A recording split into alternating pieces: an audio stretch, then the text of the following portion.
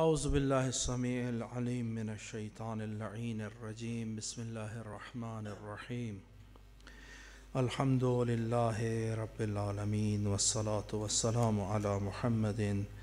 آلہ الطیبین الطاہرین المعصومین الہداة المہدیین۔ یہ جو حدیث ہے یہ حدیث امام جعفر صادق علیہ امام محمد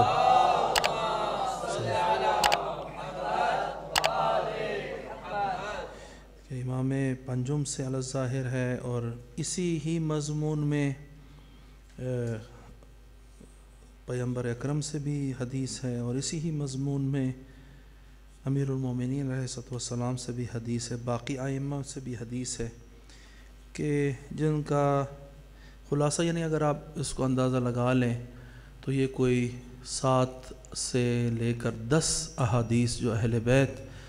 اور پیغمبر اکرم صلی اللہ علیہ وآلہ وسلم سے ہے، یہ ان کا جو ہے یہ لب لباب ہے۔ اور کچھ احادیث میں جو اضافہ ہے وہ اس طرح سے ہے، اور پھر اس حدیث کی طرف جائیں گے کہ جس میں فرماتے ہیں وَفِينَا أَهْلَ الْبَيْتِ مَعَاقِلُ الْعِلْمِ وَأَبْوَابُ الْحِكْمَةِ وَضِيَاؤُهُ وَضِيَاءُ الْحَمْرِ، کہ ہم اہل بیت ہی منابع علم ہیں، ابواب حکمت کے دروازے ہیں، اور روشنی ہے علم کی، اور ضیاء الامر ہیں، امر کی روشنی بھی ہم ہیں۔ فَمَن يُحِبُّنَا مِنْكُمْ نَفَعَهُ ایمانہ، جو تم میں سے ہم سے محبت رکھے گا تو یہ ایمان اس کو نفع دے گا۔ وَمَن لَمْ وَيُقْبَلُ عَمَلَهُ، اور اس کا عمل بھی وَيُقْبَلُ عَمَلُهُ، اور اس کا عمل بھی قبول ہوگا۔ وَمَن لَمْ يُحِبُّنَا مِنْكُمْ لَمْ يَنْفَعْهُ ایمانہ، جو تم میں سے ہمارے ساتھ محبت اور عشق نہیں رکھے گا اس کا ایمان اسے کوئی نفع دینے والا نہیں ہے۔ وَلَا يُتَقَبَّلُ عَمَلُهُ، اور اس کا عمل بھی قابل قبول نہیں ہے۔ ایک یہ ہے اس مضمون کے ساتھ، وہ جو ہم نے منتشر کیا ہے جو امام محمد باقر علیہ السلام سے ہے،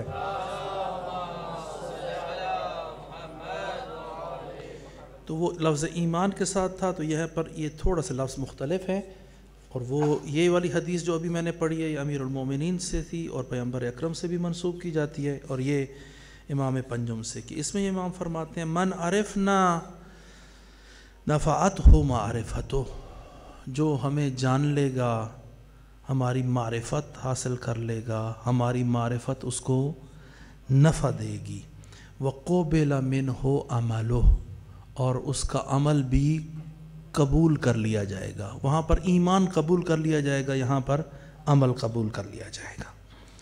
وَمَن لَمْ يَعْرِفْنَا لَمْ تَنْفَعْهُ مَعْرِفَتُهُ، جو ہمیں نہ جانے سب کچھ جانے کچھ بھی نہ جانا، دوسرے لفظوں میں یہ ہے وَمَن لَمْ يَعْرِفْنَا، جس نے ہمیں نہیں جانا لَمْ تَنْفَعْهُ مَعْرِفَتُهُ، جو بھی اس کی معرفت ہے وہ اس کو کچھ بھی فائدہ دینے والی نہیں ہے۔ آپ نے اہل بیت کو نہیں جانا، پیغمبر کے جانشینوں کو نہیں جانا، تو جتنا مرضی عرفان اختیار کر لو، جو مرضی جان لو، کوئی تمہیں فائدہ دینے والا قیامت کے دن جہاں پر فائدہ دینا ہے نا، وہ آپ کو فائدہ نہیں پہنچے گا۔ وَلَمْ يُقْبَلْ مِنْهُ عَمَلُهُ، اور ہرگز اس کا کوئی بھی عمل قابل قبول نہیں ہوگا۔ تو یہ 10 ایک حدیث جو حد تواتر تک تقریباً ہے، انسان اگر اس کو دیکھے نا، اس حدیث کو، اگلی والی حدیث کو، اس میں ایمان کا لفظ ہے، اس میں معرفت کا لفظ ہے، تو یہ تقریباً ایک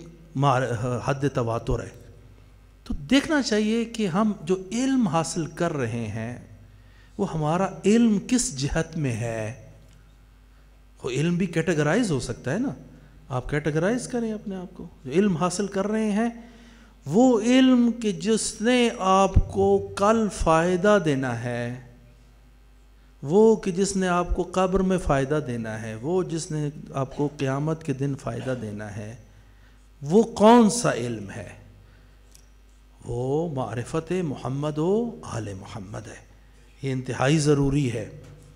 اور اس علم کے ذریعے سے، اس معرفت ضروری کے ذریعے، یہ بھی نہیں ہم کہتے کہ سارے کے سارے آ کر مدارس دینیہ میں ہی آ کر جمع ہو جائیں، ہر کسی نے اپنی حد تک حاصل کرنا ہے، لیکن مدارس دینیہ کو بھی